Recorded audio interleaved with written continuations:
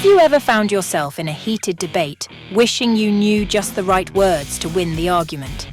Or maybe you've struggled to get your point across in a crucial conversation.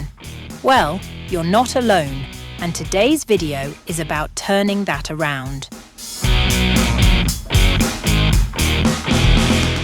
Hello and welcome, everyone. I'm thrilled to have you here. Today, we're diving into a topic that touches every aspect of our lives, the art of arguing. But don't worry, it's not about quarreling. It's about mastering the skills of persuasive and effective communication.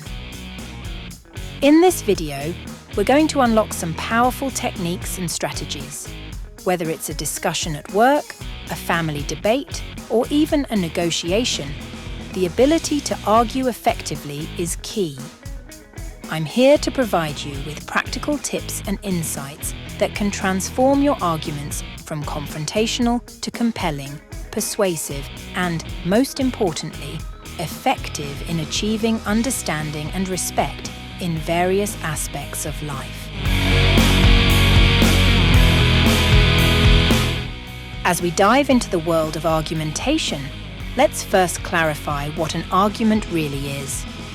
It's not just a heated exchange or a disagreement, as often portrayed in popular culture. At its core, an argument is a reasoned discourse aimed at persuading someone about a particular point or stance. It's a fundamental tool for communication, crucial in everything from deciding which movie to watch with friends to presenting a project proposal at work. In our daily lives, arguments are everywhere. They help us negotiate terms, resolve conflicts, and make decisions. In personal discussions, they deepen our relationships by allowing us to understand differing viewpoints. In professional settings, they're essential for making and justifying decisions, fostering innovation, and driving progress. Now, what makes an argument effective? There are three basic components: the claim, the evidence, and the reasoning. The claim is your main point or assertion, what you are trying to convince the other person of. Evidence consists of the facts, data, or examples you use to support your claim. This could be anything from scientific data to personal anecdotes, depending on the context of your argument. And lastly, reasoning is the logic or the line of thinking that ties your evidence back to your claim. It's how you make sense of the evidence and use it to bolster your point. Understanding these components is like having a roadmap for constructing clear and convincing arguments.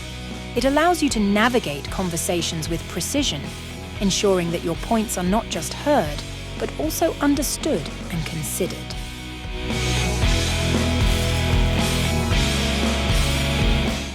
Having defined what an argument is, let's explore the three cornerstones that make an argument truly compelling.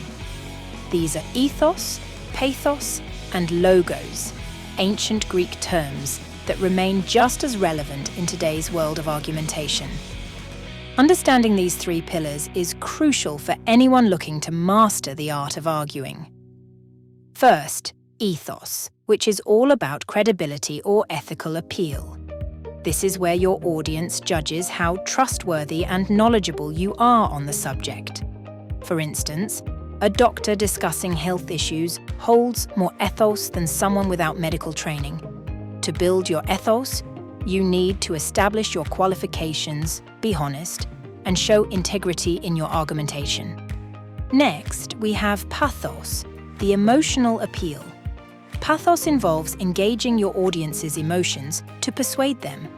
A compelling story or a powerful anecdote can often achieve what raw data cannot. For example, a charity organization might use individual stories of people they've helped to create an emotional connection, motivating people to donate. Lastly, logos, or logical reasoning, is about using facts, statistics, and logical arguments to appeal to your audience's rational side. It's about making a clear, logical case for your point. A scientist, for instance, uses logos when they present data and research findings to support their conclusions. An effective argument often combines all three elements. For example, a lawyer in court might use ethos to establish their expertise, pathos to evoke sympathy for their client, and logos to present the factual evidence of the case. Understanding how to balance these elements depending on your audience and context is key to mastering the art of arguing.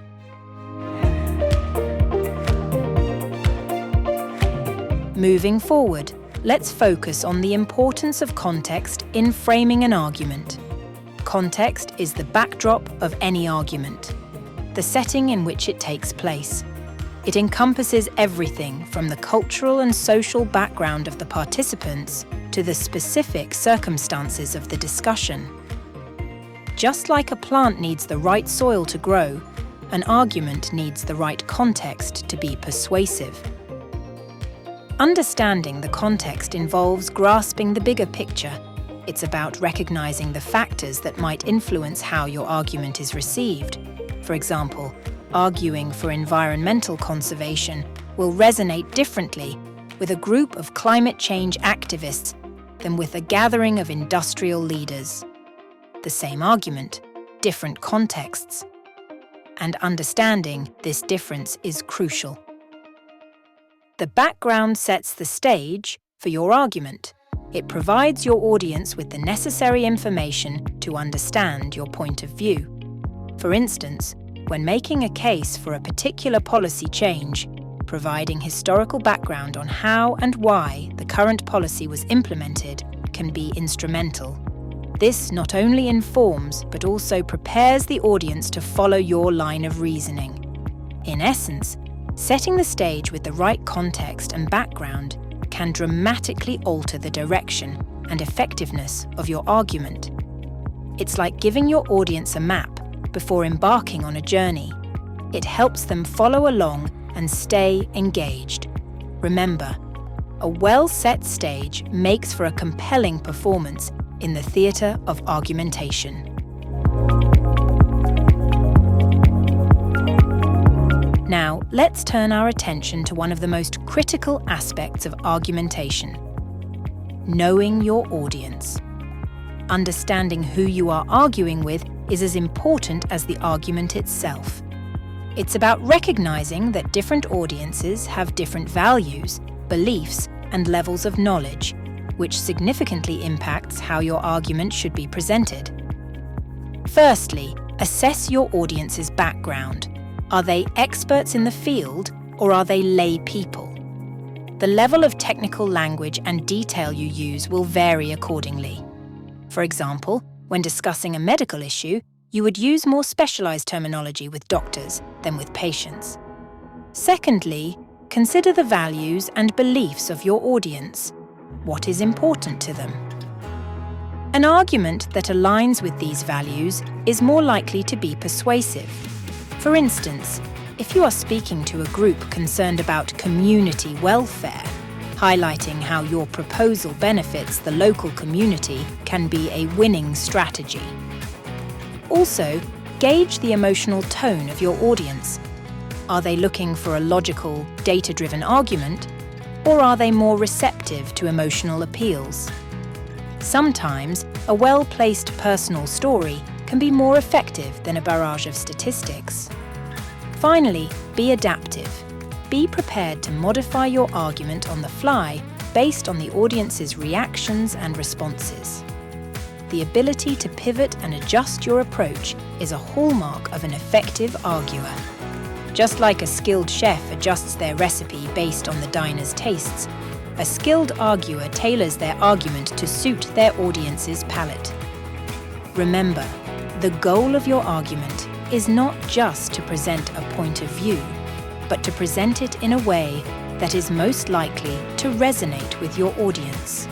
By knowing your audience and tailoring your argument to them, you greatly increase the chances of your argument being persuasive and effective.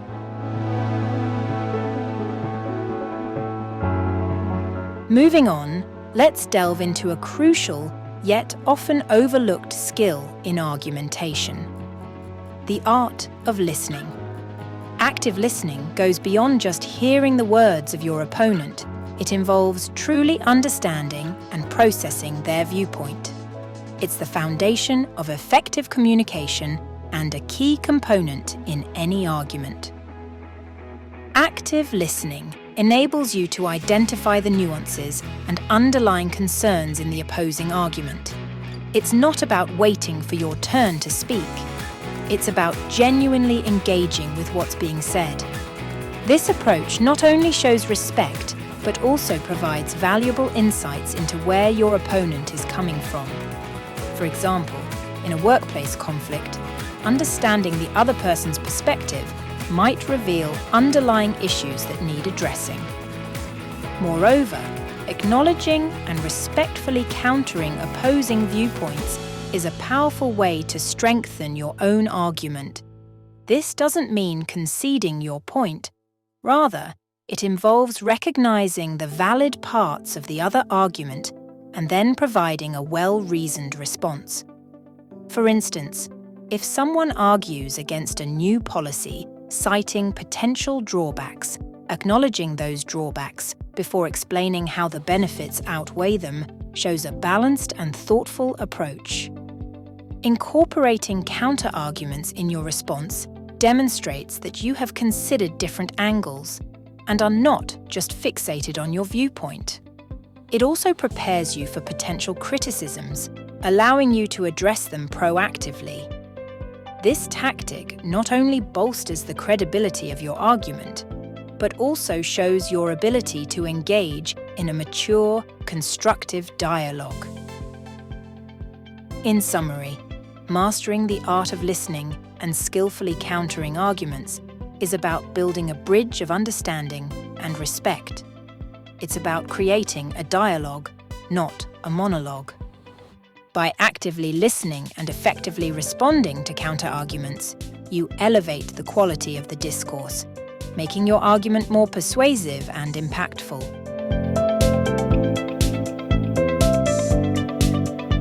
Let's now focus on the importance of structure and clarity in arguments. A well-structured argument is like a roadmap. It guides your audience through your points systematically, making it easier for them to follow and be persuaded. Clarity and organization are not just aesthetic features of your argument. They are integral to its effectiveness. To start, always begin with a clear thesis or main point. This is your argument's foundation. Just as a strong building needs a solid foundation, your argument needs a clear and concise thesis. For example, if you are arguing for renewable energy, start with a straightforward statement like, "Renewable energy is essential for sustainable future development." Next, organize your supporting points in a logical sequence. This could be in order of importance, chronological order, or any other structure that suits your argument. Make sure each point builds on the previous one and leads smoothly into the next.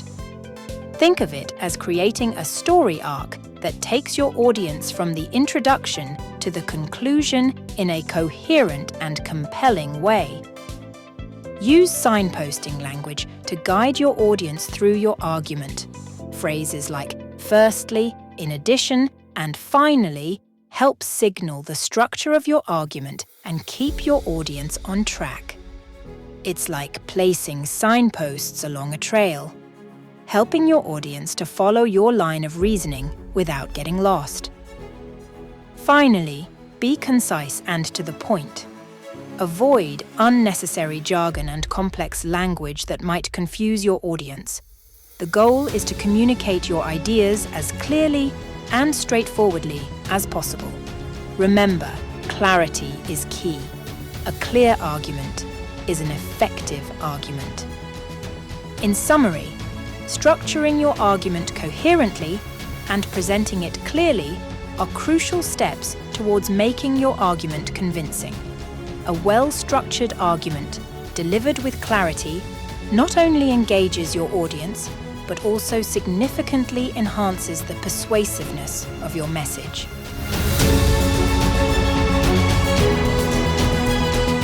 As we approach the topic of emotional intelligence in arguments, it's vital to recognize that arguments are not just exchanges of logic and facts. They are also deeply emotional. Emotions play a significant role in how we argue and how our arguments are received. Managing these emotions effectively is key to maintaining a productive and respectful discourse. First and foremost, it's important to be aware of your own emotional state. Are you feeling frustrated, angry, or defensive? Recognizing these emotions can help prevent them from clouding your judgment or escalating the argument. For instance, if you find yourself getting angry during a debate, it might be time to take a deep breath and momentarily step back from the discussion. Similarly, being attuned to the emotions of others can provide valuable insight into how your argument is being perceived. Are they becoming defensive, upset, or disengaged? Understanding these emotional cues allows you to adjust your approach, perhaps by softening your tone or revisiting a point that may have caused misunderstanding. One effective strategy for managing emotions in arguments is to practice active listening. This involves not just hearing the words of the other person, but also understanding and empathizing with their emotional state. By showing that you value their perspective, you can help diffuse tension and foster a more collaborative environment. Additionally, maintaining a calm and composed demeanor, even in heated debates, can be incredibly powerful. Techniques such as controlled breathing, pausing before responding, and maintaining an even tone can help keep the conversation constructive. Remember, the goal is to engage in a meaningful dialogue, not to win a battle. In summary, integrating emotional intelligence into your argumentative strategies is not about suppressing emotions, but about understanding and managing them effectively. It's about creating an environment where both parties feel heard and respected, leading to more productive and meaningful exchanges.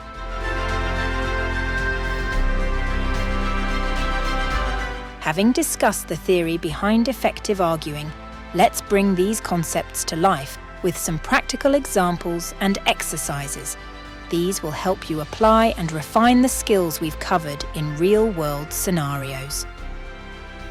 Let's start with a common argument many face: negotiating a raise at work.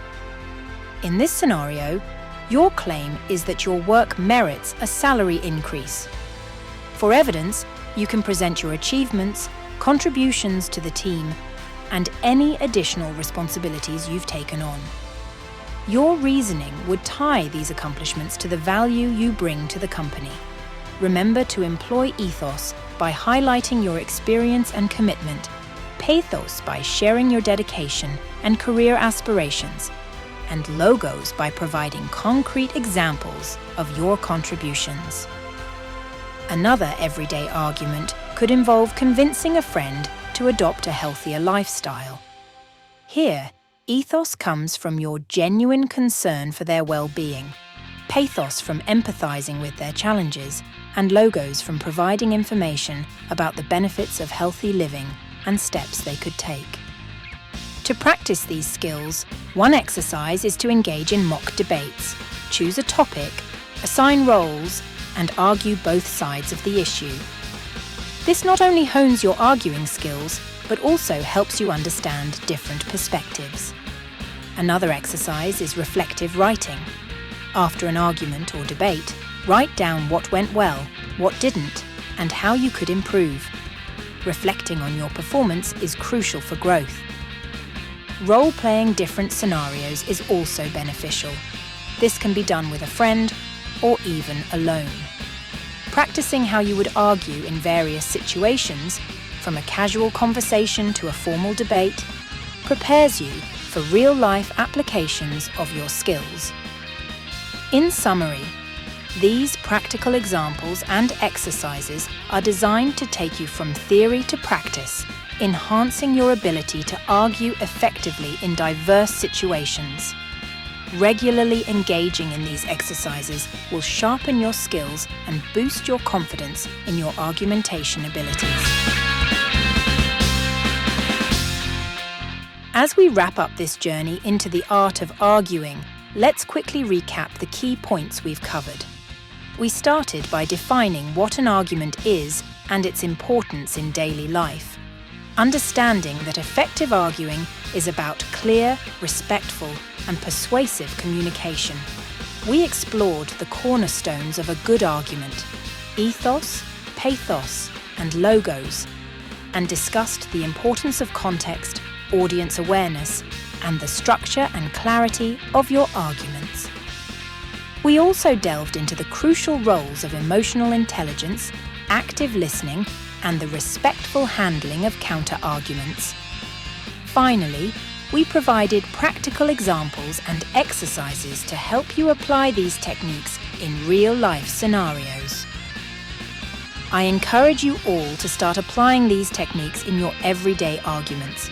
Whether it's a discussion at home, a professional debate, or simply expressing your point of view, remember these principles and practice them. Arguing effectively is a skill that can be learned and improved over time, and each conversation is an opportunity to refine your technique.